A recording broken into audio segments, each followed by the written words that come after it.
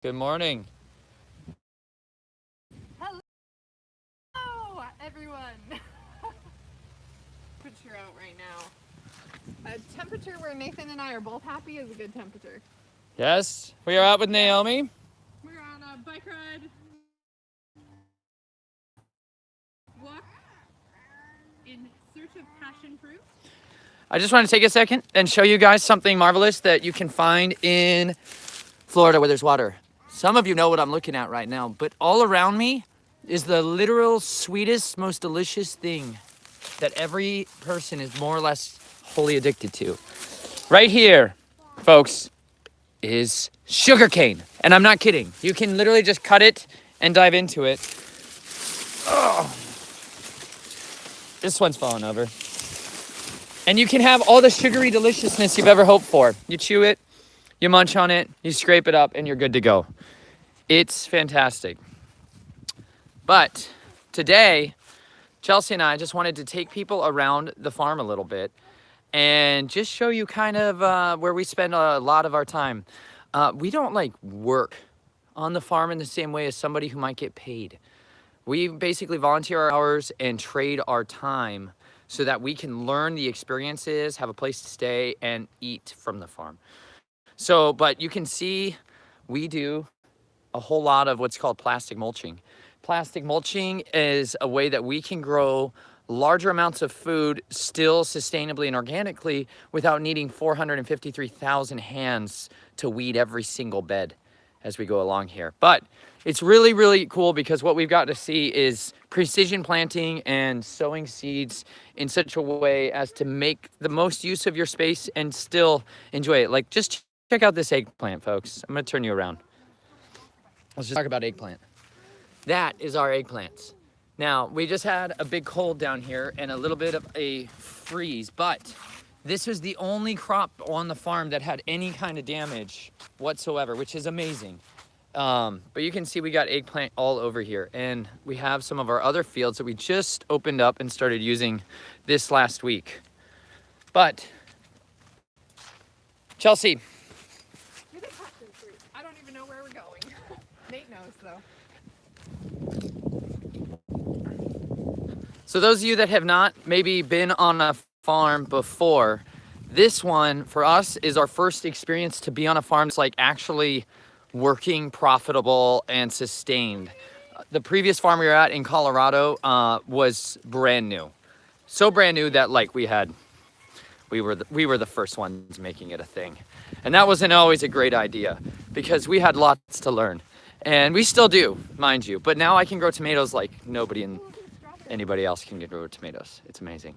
But then this is where we spent an enormous start of our time. Oh, sweet, look at strawberries. We have strawberries with onions planted in rows, all, like we're talking like 40,000 of them were planted by hand. Oh, look at this strawberry. Oh. That's a beauty. So Chelsea, why don't you tell us about some fruit? I'll tell you about fruit. Tell you about what you like about this place and its good fruit. Oh, it's got really good fruit. But the property has on it all kinds of different citrus, and this over here is actually one of the most peculiar little trees that we have. And these are sour oranges.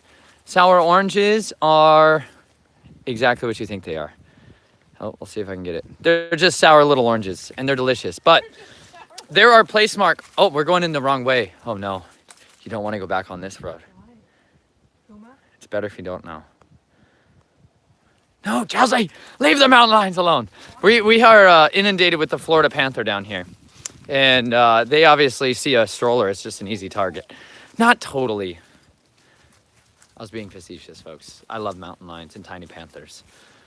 But Chelsea and I are really hoping to actually have some more go lives with you guys because a lot of folks have been asking questions for us. And frankly, like we have two tiny children. We're full-time working on the farm, both of us. And I'm editing audio, producing a audiobook every single day.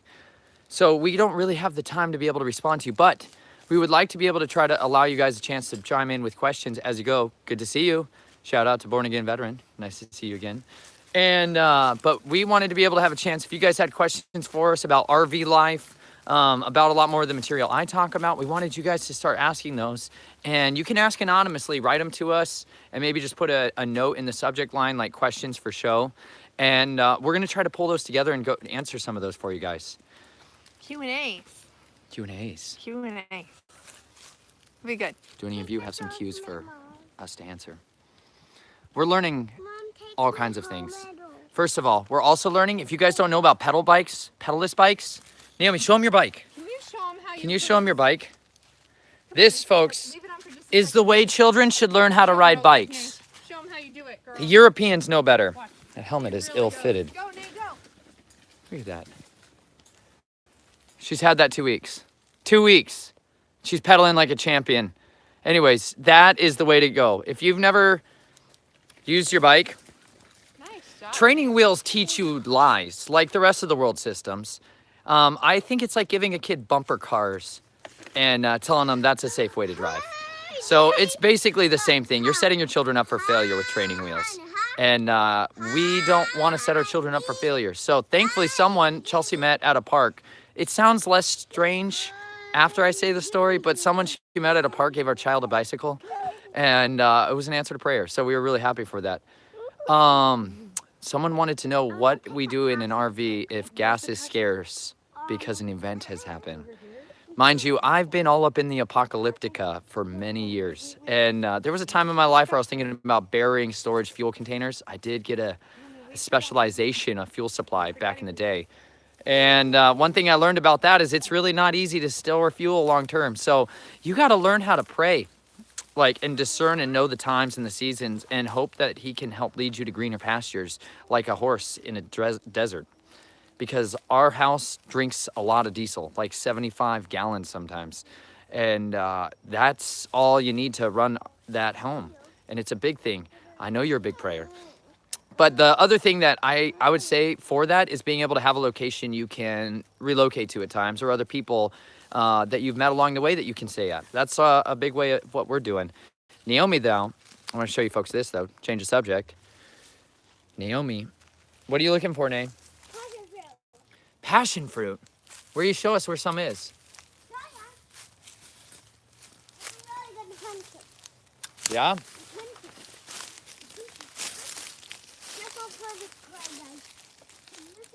One time I was coming through this hole, and it hooked myself right in the eye. Oh. There's a lot of this is probably poison ivy. But what'd you find, Nay? Passion fruit. Look at that one over there. Nice. Good job, Nay. Right there, Nay. Snag that one. Nice. So this is where we go back in the corner of the property to look for passion fruit. Passion fruit literally goes way up on the vines above us and then falls down on our heads when it's ripe. It's made for goodness and deliciousness. Oh yeah, Noel, there's a ton of snakes here. Chelsea definitely stumbled across a water moccasin that was about 6 inches, 8 inches away from her. But we're pretty familiar with deadly venomous creatures. Like, cover of my book has a giant serpent on it for a reason. We've been spared snake bites a lot, Naomi especially. Naomi almost had a rattlesnake about a foot from her, but she did really good, and that's what gravel rakes and machetes are for. But one of the main things that we have fallen in love with,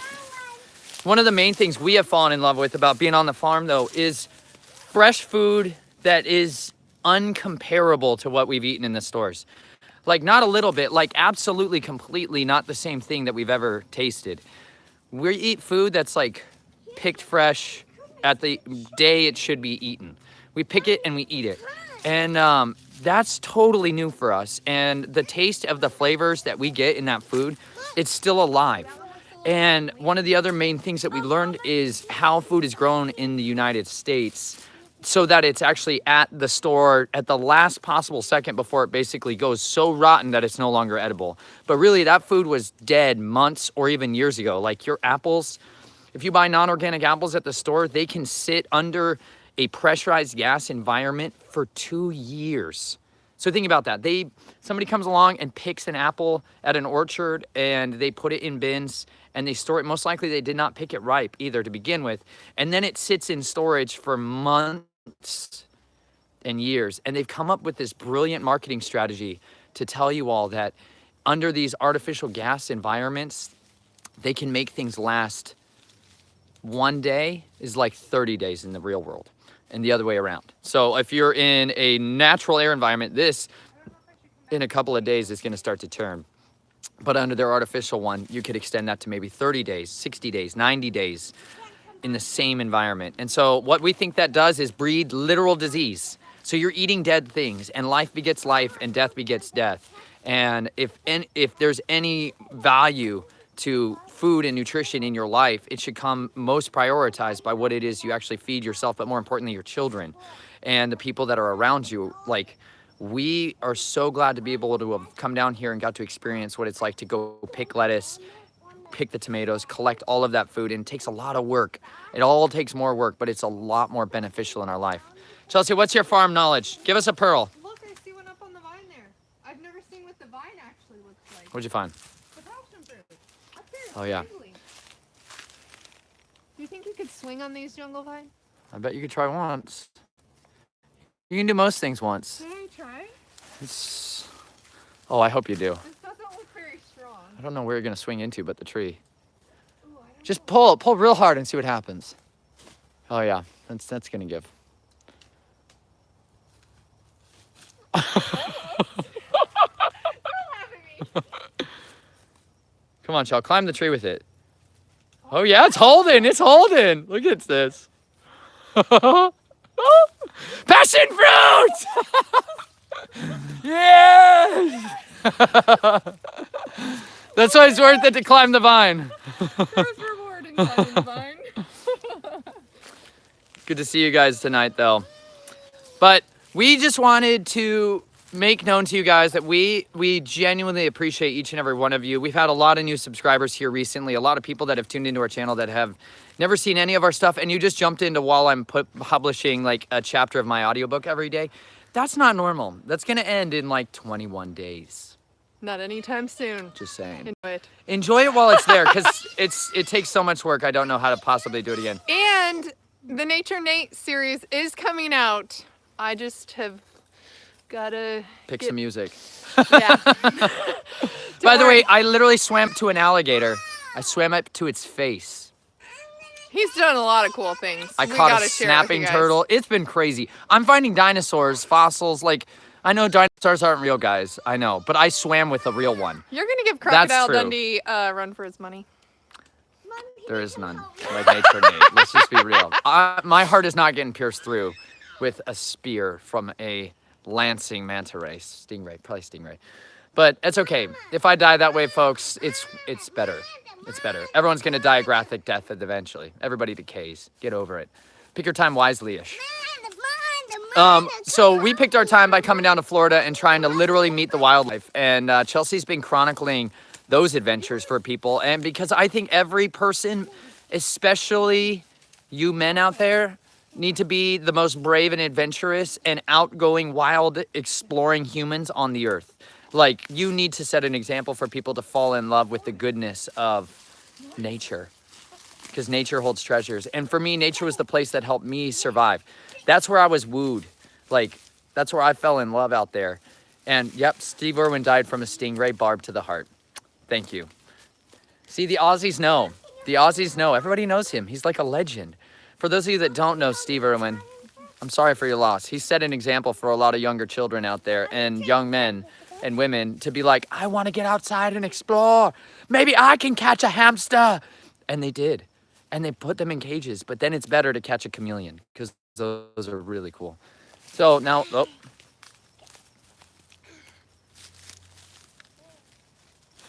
I'm trying. She's trying. She's trying. I also, as we go along on that nature series, I'm going to be showing your children that it's definitely okay to not do what certain signs say. Because some signs are just totally ridiculous. Like, we go to some parks, maybe even state parks, sometimes. And the signs are like, don't go over there. Don't go around here. But they'll lead you on a trail that goes 45 miles into the broken wilderness. But the sign says don't go into that wilderness when it's near the visitor center.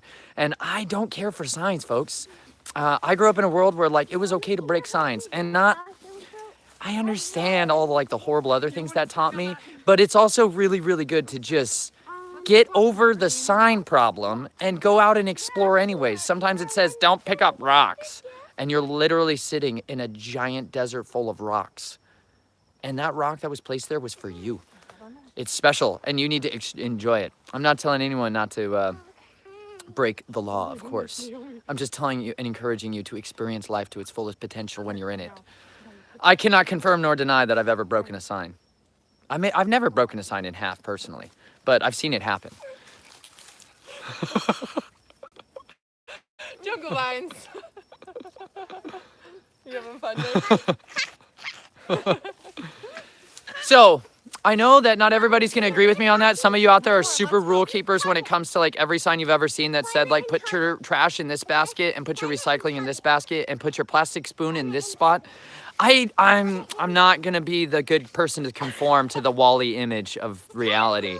I'm just not. I think you should get out and explore, even in the tiniest, most crevice space in your city. I'll tell you what, you can find nature and it can change your life. Because to me, God comes alive in nature like nowhere else because he can work through the earth and you can work with the earth to experience creation in an experience that is healing and restorative. And I think all people need to have that experience in any potential way that you can. Chelsea, on the other hand, did not quite experience that. And so I've had to slowly work her out of that shell. Haunch shell. That's right.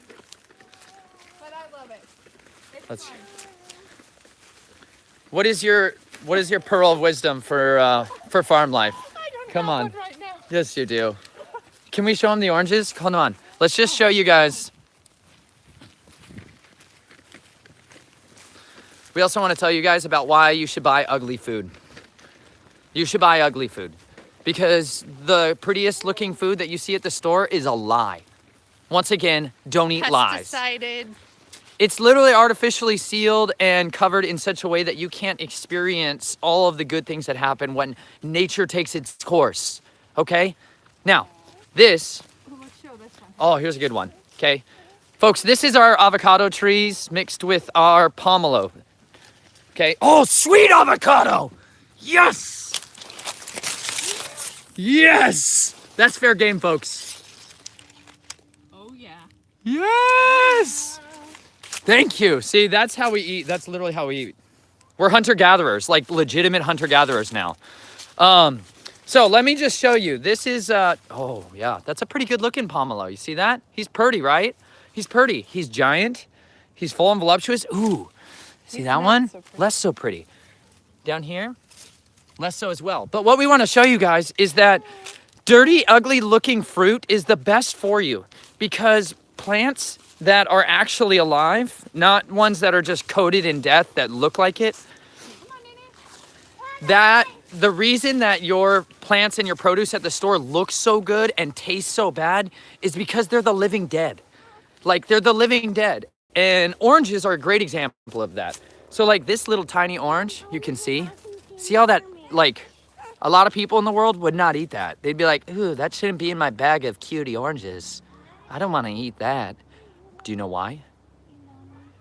But this is how the plant's still alive. So down here, real and to survive brutal heat, brutal temperatures. And so the allow them to endure that punishing, beating time and yet keep all the produce inside them vibrant and alive. Our produce is bursting. All is bursting with life. And that's because they don't coat, they don't spray the peels, they don't wax the peels, they don't seal the peel. It needs to breathe, your body needs to breathe. Everything in nature is in motion, it's moving. There's exchanges that are happening in this tiny little level that we can't really perceive or understand. But, oh, you all right? She took a bit. She's okay. Pedalless bikes are good, except for super sand, which is everywhere here. But when you go to the store and you buy an orange that looks perfect, and when you cut into it or you tear it open, it tastes like absolutely nothing. That's because that peel, and from the moment it was picked, all of those processes come to a final crushing head by the time you actually go to buy it. You're getting the worst of that plant's possible fruit at the worst time, out of season, and it's all backwards. And it's affecting our bodies in ways that are hard to perceive in the short term. Yes, but they're easier to perceive in the long term. Oh, I'm backwards on this gimbal thing, y'all. Nice. So these are our pomelos. Some of you are asking if a pomelo is. These are so good, you guys. They taste like a sweeter version of a grapefruit. So if you don't like grapefruit, you'll probably like these. True story. These are really delicious. And actually the grapefruit here doesn't even taste like grapefruit that I've typically had at the store, which tastes bitter and makes you want to gag, and you need to put tons of sugar on it just to even eat it. Yeah, not these grapefruits. They're delicious. They taste like pink lemonade. But this is even sweeter than pink lemonade. Pomelos. Good. Pomelos are like the ancient ancestor of the grapefruit clams. And they had known what is going on. And I'm just saying, look at how short this tiny tree is. And she just pulled that giant fruit off of it. I love that. I love that. Off the ground. So we don't get to pick produce, like pick produce. We eat the leftovers. We eat the remnant. True story. So you know how like in the Bible, there's all these commandments and instructions that talk about like the leaving of edges of your boundaries and your crops for like the poor, the orphans, and like the widows, and for the beasts of the field. You're supposed to give your crops a Sabbath year of rest. And that was literally a time for people like me or other people that are out there in the world that are real. They have need of that. And so people that come and labor on farms, they generally, that's what they get to eat. They get to eat the mixture of the two. They get to eat the seconds, the leftovers that are passed on and are maybe not marketable or sellable. This is our bamboo wall fence that we have around the property. It's our building structural material, and it's just physically an awesome fence. So you should have fences made of bamboo. I want to, but I'm from Colorado. Who knows if that's possible anymore. But produce that you get to eat, those leftovers, like they literally provide your body a unique balance of phytochemicals that are only produced because the plant is fighting back. And like the lettuce here, we'll show you guys that in a little bit. All the lettuce we eat has holes in it and caterpillar bites, and the tomatoes we eat are eaten by all the competitors here. So like stink bugs, they love tomatoes. They're monsters. I execute them with ferocity. Stink bugs are really bad, and then we have a slug that's just a non-stop nightmare. He eats probably 15% of our ripe fruit every day. And so because of that, that literally provides us, the workers, what we need in order to enjoy ourselves and live. And but the benefit is our body gets those unique defense mechanisms that the plant produces, then are left behind in the leaf. They're left behind in the produce. So when you eat it, when I eat it, we get all of that. And we suddenly have this more complex, unique nutritional boost for our immune system, for our bodies, so we can have a little more bioadaptive reaction to stimulus in our environment instead of always such an inflammatory response. The plant did the inflammatory response for us, so we don't have to. Oh, Chelsea found Gotta smell this. pomelo flowers. Oh my god. It's budding. Wow. Whoa, my goodness. Yeah, you should let her smell. Yes, you got That's awesome. Yep, smell. Oh wow, doesn't that smell so good? So Oh, that's like a plumeric. we hope each and every one of you takes a little bit of a lesson from buying ugly produce. So when you go to the store and you want to try to get some produce, seriously consider why it's almost better to buy the ugly stuff. Like, buy the ugly stuff, guys. Oh yes, the gardener just said that ducks will eat slugs. You're the second person this week to tell me that, and all the more reason to keep ducks, in my opinion. The last property we stayed at, they had ducks, and ducks are unbelievable. Like, I didn't know that, but they're ferocious out in the garden too. They know how to get all kinds of buggies. And the problem with growing tomatoes in a greenhouse, oh my gosh, Chelsea's got a lance. Hold on. Oh yeah. This is some of our bamboo. Why is that sitting there? Hold the frost cloth in place. So we just had a freeze here, a near freeze. So we had this drop cloth that we roll over all of the beds in order to try to protect them with a little bit of an insulated barrier. And you know what? It did work. We did work, and we only had very little damage. We only had little damage on one of our crops, which was the cherry tomatoes that are out in the open field. But we can't bring ducks into the greenhouse, unfortunately. We cannot bring ducks into the greenhouse because ducks will destroy your greenhouse too. So we don't really have a way to combat it as effectively in an organic method. So we accept that. And that's what I really love about like people that do organic farming. They accept the loss. Like that nature requires sacrifice in every other area of our lives. And they like, you plan on it. Like you're gonna lose some of these trees are gonna die to disease. Like they're going to die to disease. Others are going to live. And and sometimes you can have a whole crop wiped out. And like that's absolutely the part of it. And that's a part of it that you can't escape. That's a part of life that you can't escape. And in this system, like you need to know that. Like if you ever want to grow your own food, if you ever want to work somewhere that grows its own food and you want to go somewhere that's organic and trying to use sustainable agricultural practices, like you're going to lose like sometimes hundreds of hours of blood, sweat, and tears. And it's frustrating beyond belief. And the temptation to put a simple solution on there, right? A simple solution of certain chemicals at times, that's really tempting because you could save all the rest. And the resistance that has to be in place is it has to be more than about profit at that point, because otherwise the temptation is always there and it always ekes its way in to our lives, and we'll take the easy way out, and so much sacrifice comes through that.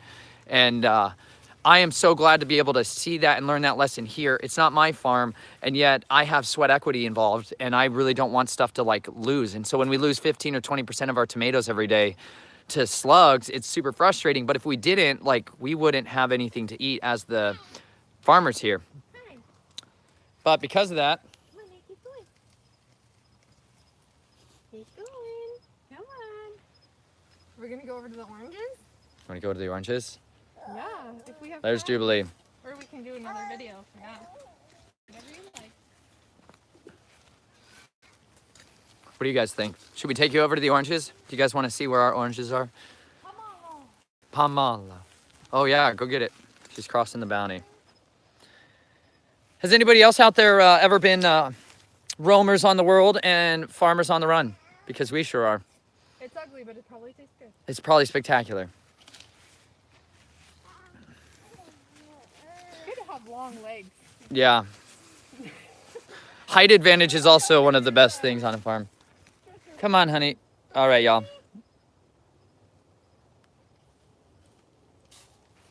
Naomi's getting stuck. There's choke points. There's choke points there. Well, you guys, we're probably going to drop out of here. But we really hope that you guys know that we care about you. We love you guys. And we are so thankful to have gotten to get to know more of you as the weeks are going on. And if you guys have more questions, like we said, shoot us an email over at snatchedfromtheflames@gmail.com. Or Messenger. Oh. I'm checking Messenger, Facebook Messenger now these days a little bit more frequently. So yeah, either one, send us your questions, and we're gonna try to start pumping out some Q&A videos to be a little more helpful for you guys. So Yes. about the RV life, or about anything else. Awesome. Awesome. One more question. Yes, we were saying not just to eat the ugly food, but don't eat the moldy food. Moldy food is like penicillin grows on cantaloupes, kind of. So maybe the cantaloupe knows what's up. Like, just say it. So maybe with the cantaloupe, eat a little bit. I'm eating people that just eat all the oranges. Jamaicans down here, they just eat the whole orange, like all the time. And they're like, very good. It's anti-inflammatory. It's good for your bowels. So I've been trying it, and you know what? My bowels like it. I'm just saying. Your skin will probably like it too. Oh, good eye, Nate. It's Pamela, but he's moldy. So we don't eat mold. We don't eat the mold because mold generally brings all kinds of other stuff that we don't like to eat. Greeks eat all oranges. I didn't know that either. But there is so many good nutrients that are like waiting in, like the seeds, guys. You gotta eat the seeds of your fruit. Like, eat your seeds. Eat the orange seeds. Like, the seed is meat. There's a reason you should eat the seeds and not spit them out. And I know somebody's gonna talk about ricin. Somebody's about to be like, hey, what about the poison in apple seeds? I shouldn't feed them to my chickens. Yes, you should. Your chickens need those apple seeds. We all need seeds in our life. You need to get seedy. Not shady, just seedy. Because it's really spectacular for your body. Like, God designed it.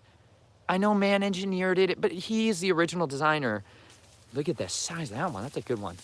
He's the original designer, and his design is far better than anything we've ever meddled and made besides it. See, this one looks like it has a little soft spot, but I bet you the whole rest of it. But 2/3 of the rest of that thing yeah. looks absolutely amazing. Jubilee likes it. Jubilee loves touching fruit.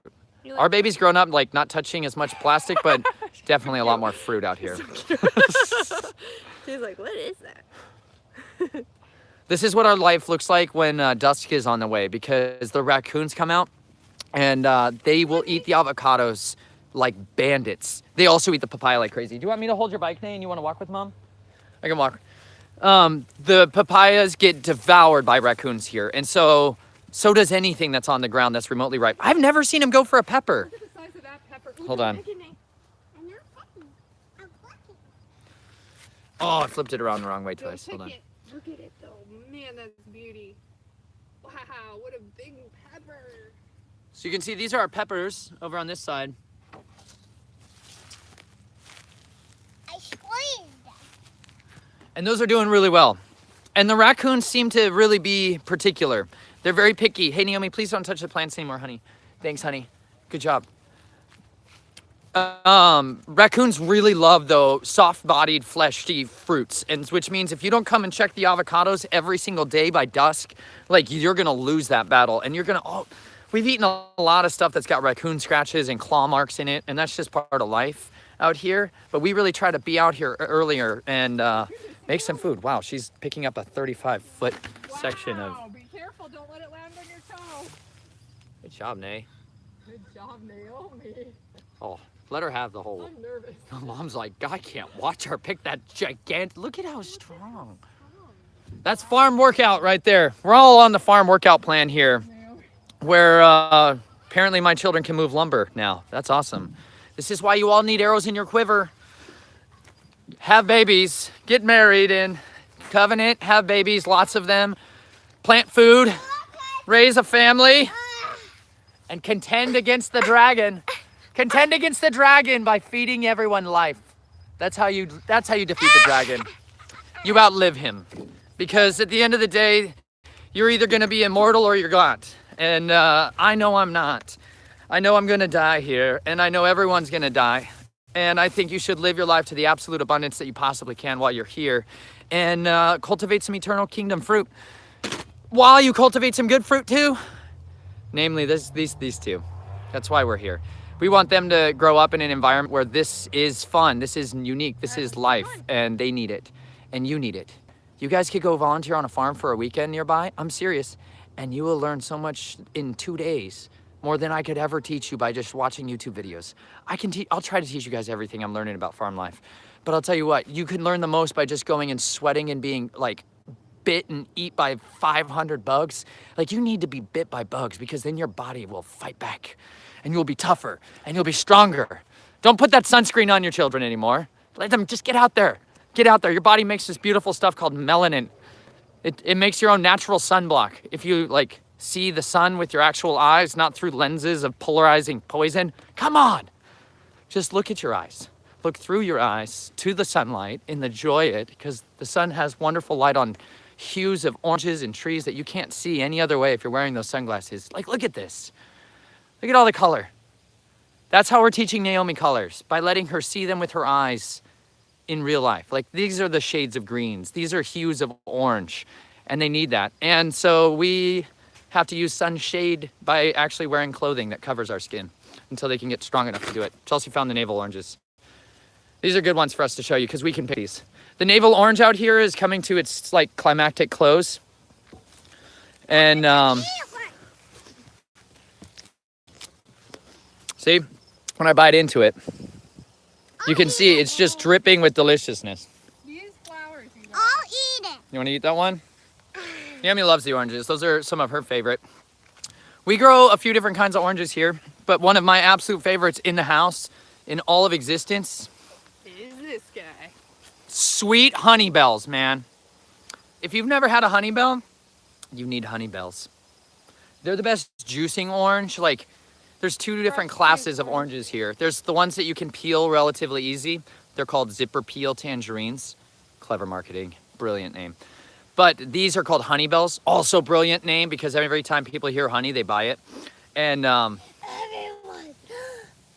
Naomi. Kids are That's Naomi is eating a navel orange, and a navel orange is right in between the two. But the honeybell orange, when you try to like peel it, it just makes more juice, runs down your elbows, and makes a huge mess. But the zipper peels are aptly named. They just peel right open, and you can eat them without making a torrential mess.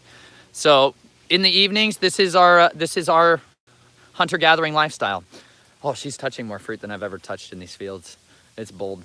You don't touch them? I never touch them because I fear that. Oh, if you guys saw our Farming Fears video recently, we talked about combating freezing temperatures with warm spring water to create clouds of mist to cover the farm and shield it.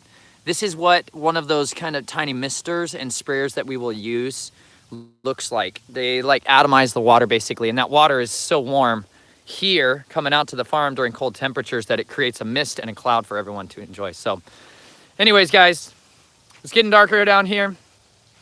We love you guys. We care about you all. I'm going to be releasing a chapter every night at 8 p.m. Central Standard Time.